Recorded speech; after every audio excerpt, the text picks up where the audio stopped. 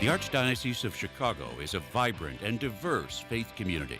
We celebrate our faith through worship, evangelization, and reaching out to the needy. Welcome to Catholic Chicago.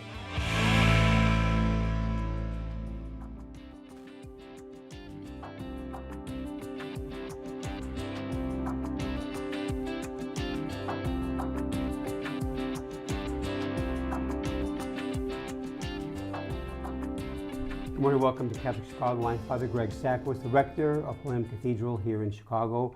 And to my left, dear friend, Mark Teresi, who is co-chairing the 175th and the 150th anniversary of the cathedral, plus about 5 or 6 other ministries he's involved in, plus we're dear friends going back. Mark, we've known each other now 50 plus years. How are you, Mark? I'm doing very well. We're very excited. This Sunday, March 2nd, the Damien play is being held at Holy Name Cathedral. You can be a guest of Father Greg. Just go to holynamecathedral.org, 7:30 on Sunday. It's a beautiful story of Damien, his work with the lepers, and how we are all called to work with those folks who are on the margins of society. Starring Wayne Messmer, Yeah. a well-known name in Chicago, so tickets are still available. So go online this Sunday at 7:30 at Cathedral. We have a tremendous program lined up. ACTA Publications began in 1957 as a publisher of books and audio-video resources for religious education and spiritual development. It has since broadened its editorial scope to include sports, social justice, and community organizing, caregiving, grief, and mourning, storytelling and novels, and children's books. They publish 8 to 10 new titles per year and have a backlist of over 400 books and CDs. ACTA titles are non-academic and aimed at the average reader. Another book recently published by ACTA Publications is Blessings, My Mother's Rosary. The death in 2017 of her mother, Mary, resurfaced a strong memory in her only daughter, Carla. Blessing My Mother's Rosary is a story of Carla as a young woman of 23 in 1982, fulfilling her promise to take her mother's favorite rosary with her on a backpacking trip through Europe to have it blessed at the shrine of Our Lady of Lourdes in France. That journey came to full completion only 40 years later. And joining us today on Catholic Chicago is the author of Blessing My Mother's Rosary, Carla Knorowski, and the president and publisher of ACTA Publications, Greg Pierce. Carla and Greg, good morning. Welcome to the program. Good morning. And now, to let our listeners know, I go back with Greg Pierce, his beautiful wife, Kathy, and 3 children. Well, Greg, I've known you for 40 years and met your family at the St. Mary of the Woods back around 30 years ago. And Greg, you're looking younger than ever. And Carla, we haven't had the pleasure to meet before today. You were born and raised in Chicago. Where?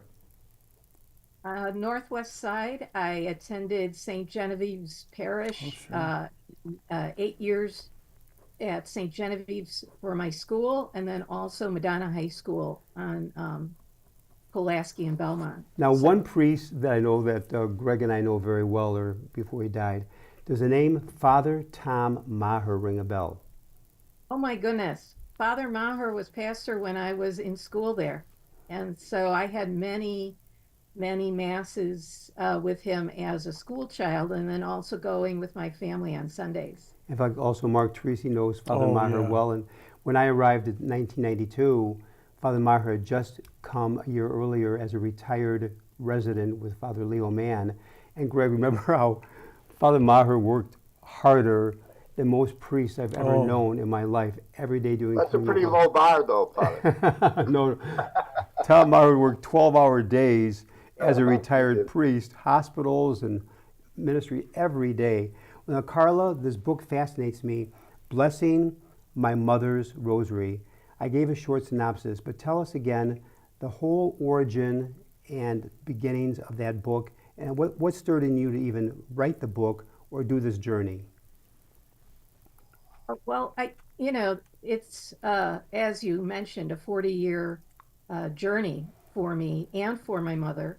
And I find that writing is very healing, and it helps me express myself and also get feelings out onto paper.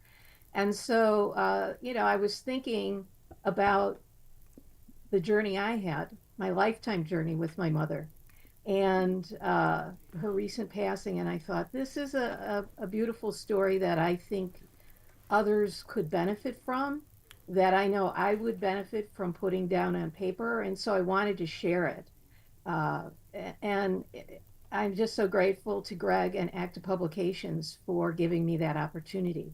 Carla, tell us a little bit about your mother growing up. I mean, she's had a tremendous impact on your life, but give us a little background on your mom and what was it like growing up with her as your mother? She was a fun mom. You know, she wasn't a strict disciplinarian, and yet she kept us going and was always encouraging us. She too was very creative. She wrote greeting cards, Oh, some of which sold. She journaled a lot. You know, and I think this was her fun. She had a great sense of humor, and I think this counterbalanced the fact that unfortunately she also suffered from depression. And although we as kids never really saw it that much, in fact, there were only 2 times that I was really aware of it. But I think that this counterbalanced the depression, you know, the fact that she was fun loving, loved to have a good time, had many friends, and she was very devoted to the Blessed Mother. And we had, I think it was almost 20, I think it was 26 different statues of Mary around the house. Wow. my As- word. That's more than most churches. Yeah. Yeah, yeah. So she was a very religious, spiritual person. She was a very good person, and was really an inspiration for not just me, but our whole family. Now, before we get back to the part of the Blessed Mother in your mother's life, Greg made a great comment before we got on the air about Carla's new book. Is divided into 3 parts. Name those 3 parts for our listeners. Well, what I mean is that it's a kind of a unique type of book because it does 3 things. First of all, it explores Carla's relationship with her mother from childhood all the way up to her death, and then even beyond that. Secondly, though, it's a great travel book. It's a book about Lourdes. If you've never been to Lourdes, or if you have been to Lourdes, or if you've been to other similar shrines, it's just a great, fun story that occurred with a young woman, 23, I think you were at the time, and you were off to Europe, and your mother says, "Just have this blessed at Lourdes for me," you know, like it's nothing. But Carla made sure she got there. She met a friend from Australia that they traveled together, and they get to Lourdes in December. There's no one there. It's basically closed because no one comes to Lourdes in December apparently. So she had to bless the Rosary there herself, she and her friend. And then when her mother died, she decided to go back one more time and get it blessed properly by a priest. Right? That was the epilogue, is that she goes back after her mother died. Carla, you want to talk about that some more? Well, I guess what I would say is, I think the biggest takeaway for the book, at least for me, is that anyone who has lost someone that they love, it really is a lesson, at least for me, in how to deal with grief, how to deal with loss. And so through these stories, you know, as Greg said, the story of when she first asked me, when she was very vibrant and alive, asked me to go to Lourdes, and then when I subsequently went back, it was a very healing journey. And travel can do that for people. Whatever you're going through at any point in time, travel can be a very healing thing.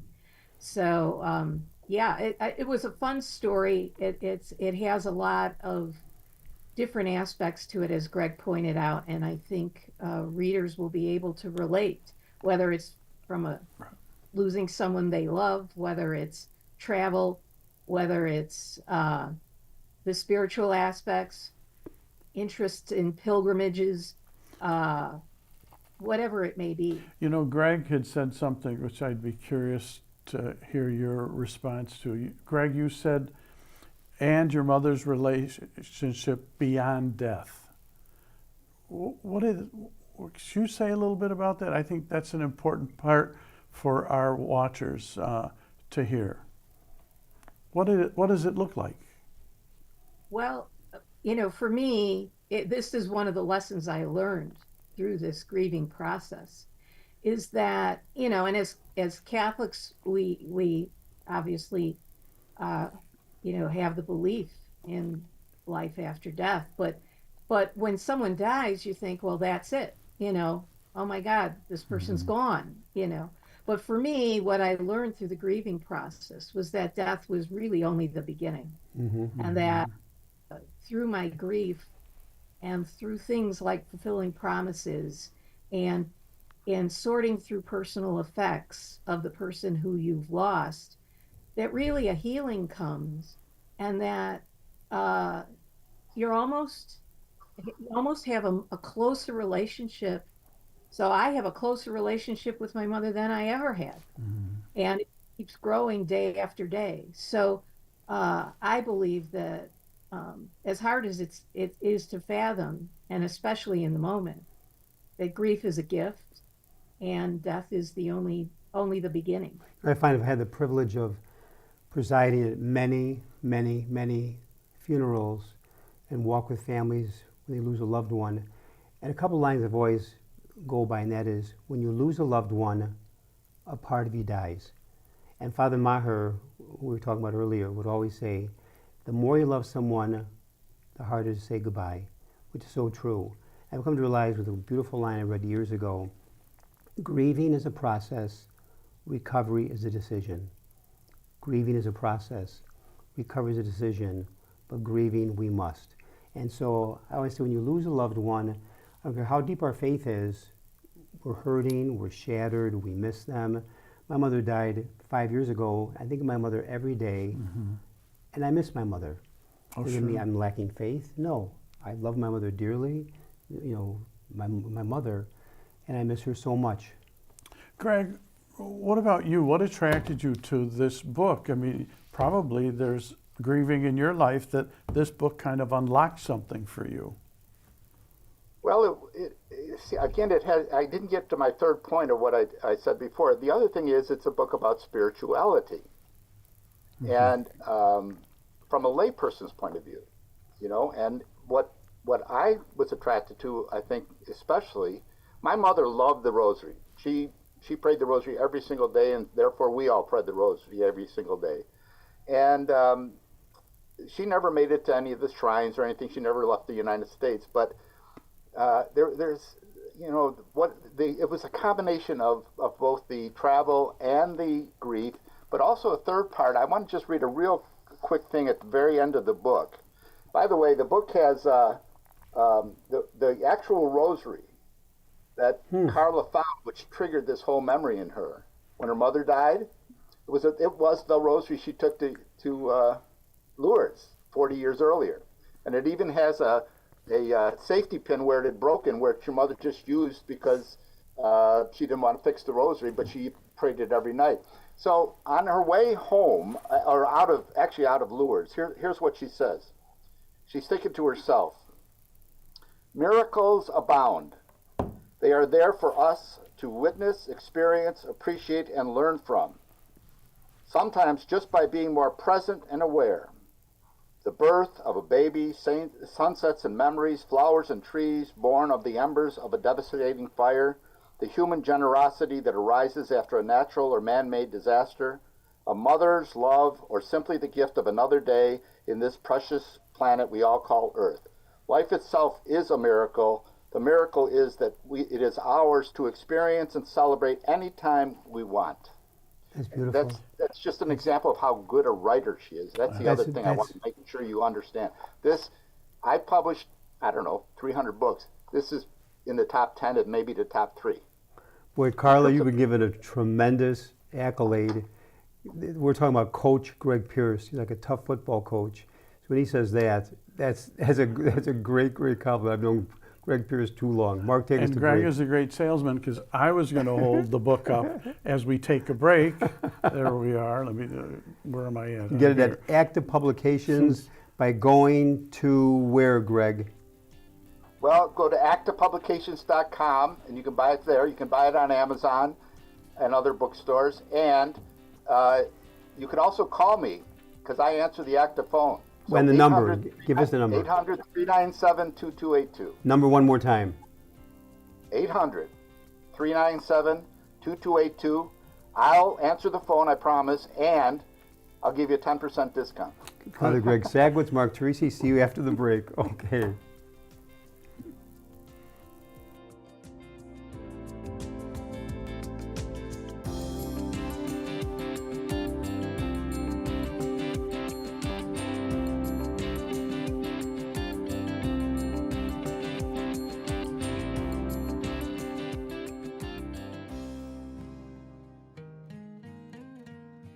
I am a seminarian. The Church needs compassionate and well-trained priests to help guide each of us through life. What inspires me, what draws me always to the priesthood is continue to see priests be a beacon of hope for other people. You can play a part in the education of these young men as they prepare for a life of service to others. I want to be that beacon of hope too, and it sets my heart on fire. To support our seminarians, make your gift at archchicago.org/seminarian fund or call 312-534-7959.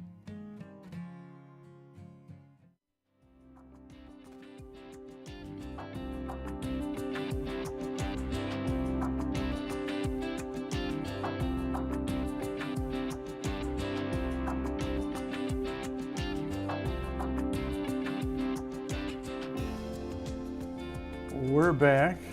We're back. Catholic Chicago, Father Greg Sakowicz, Mark Teresi here with Carla Knorowski, who wrote a wonderful book, Blessings of My Mother's Rosary. You can get it from ACTA. Greg Pierce is giving you 10% off. Maybe Father Greg said add another 10%, make it 20%. You know, Greg. If I have 5 people call you, do they get 15% off? A Greg Pierce special.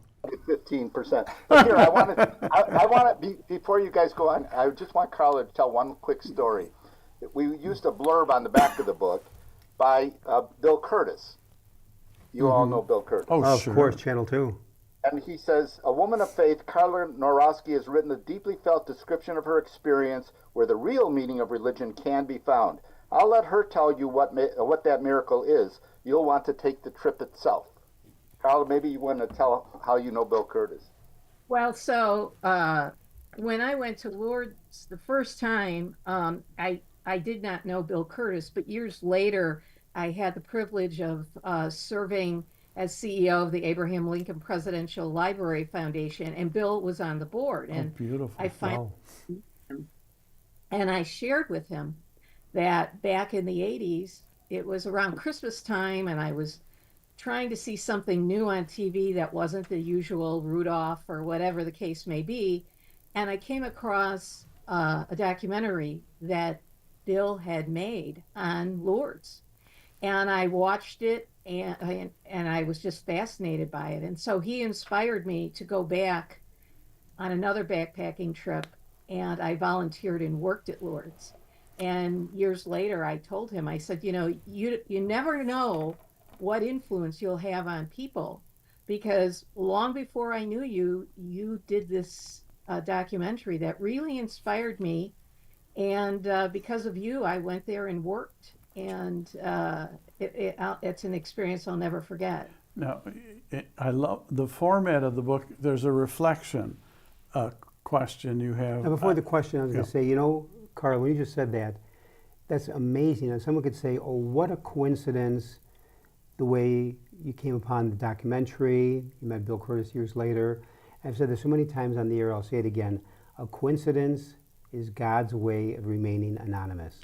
Exactly. A coincidence is God's way of remaining anonymous. So the non-believer will say, oh, so what a coincidence how Carla, documentary, met Bill Curtis years later, changed your life.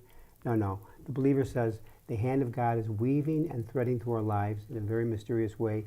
If our eyes are open to that whole dimension of the God presence in our lives through coincidence, and but that was amazing. Oh, again, what a coincidence, Mark. The question, maybe I would ask Carla, and I'd ask Greg. The question is, everyday miracles happen. What are you grateful for? So, Carla, everyday miracle. Name one. What are you grateful for? Greg, name one. What are you grateful for? I'm grateful for Carla bringing this book to me. Mm-hmm. It was a miracle. It was a coincidence. It was a miracle. Wow. Well, and likewise, I am grateful that Greg published it, because oftentimes writers have so many are very good writers, and they have stories to tell, and they don't always get their voice out there because publishers turn them down. They may not want to self-publish, or they may not be able to afford to self-publish. And so I'm grateful for the fact that Greg saw something in this story that he wanted to publish. And I'm also grateful for just, the life that my parents gave me and the opportunities. And more so that, for instance, and I love that you said this, Father, about recovery being a choice, because my mother, throughout my life, spent her time almost anonymously, at least with us, recovering from her depression and mental illness. But she did, and she even attended a place called Recovery.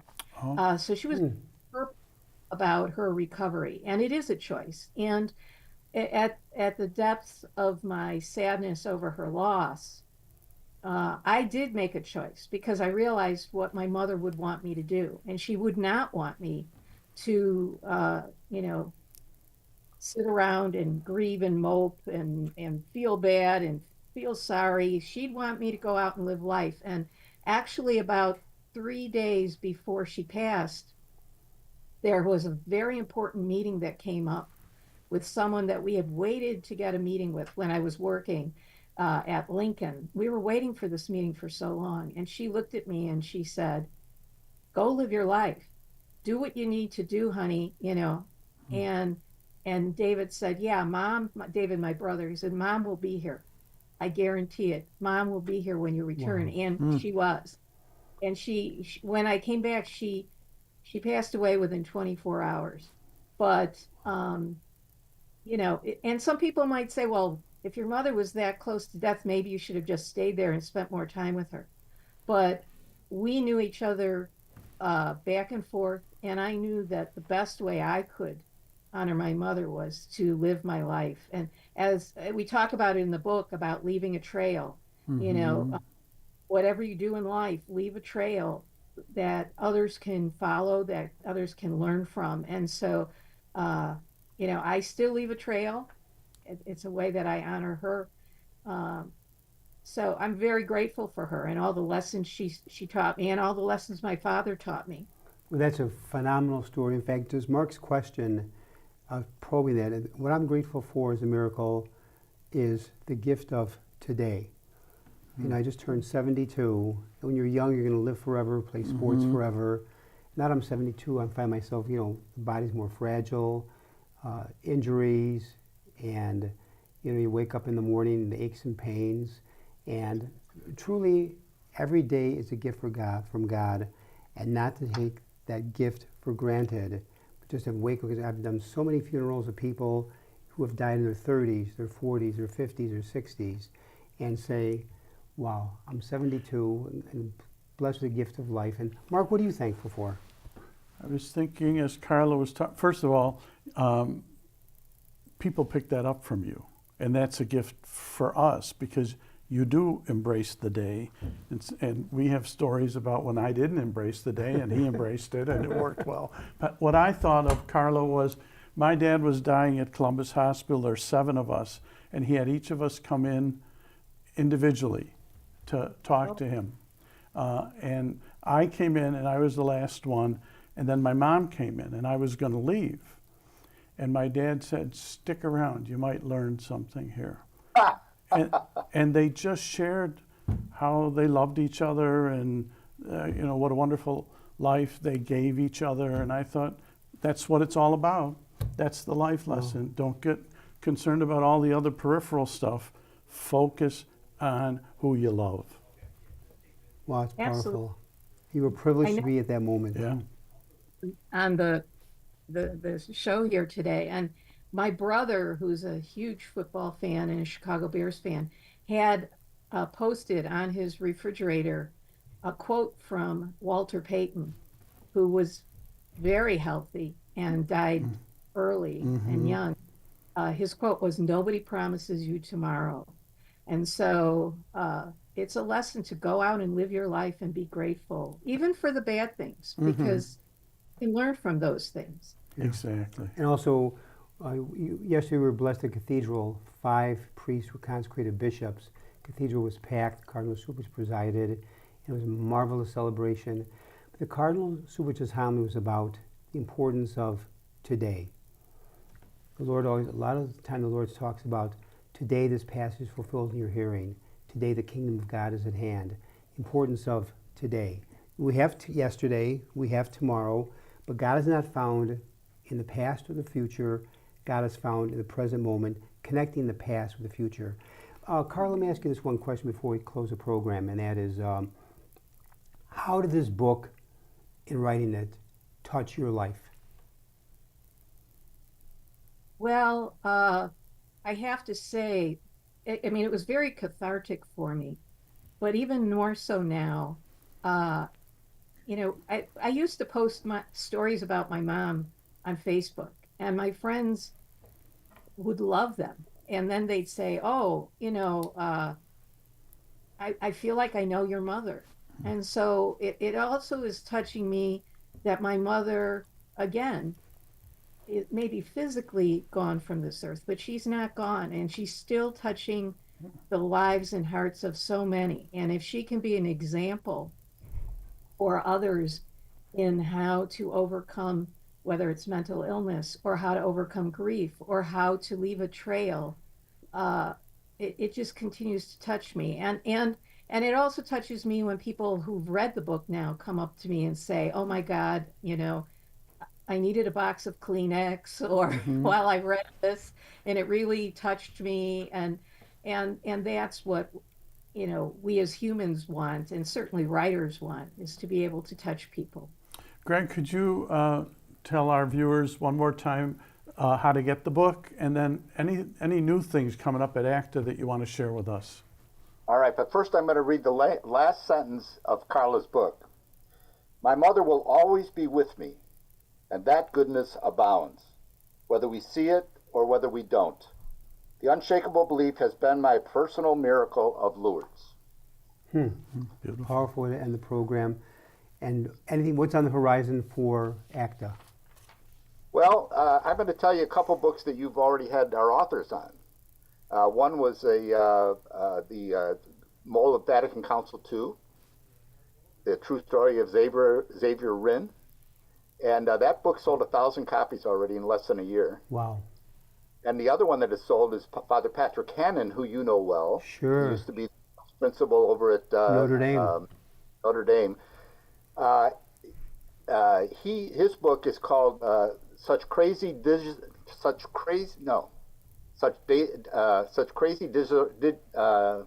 what the heck is it? I know I'm not supposed to do this. Greg, it's called Getting Old. Greg. Here it is. Getting old, Greg. Natural Happiness, a long, loving look at the Our Father. That book also has sold 1,000 copies this year. The author's name again? Father Pat Hannon. Father Pat Hannon. Father Patrick Hannon. So if your listeners want to buy all three, I'll give them a really good deal on it.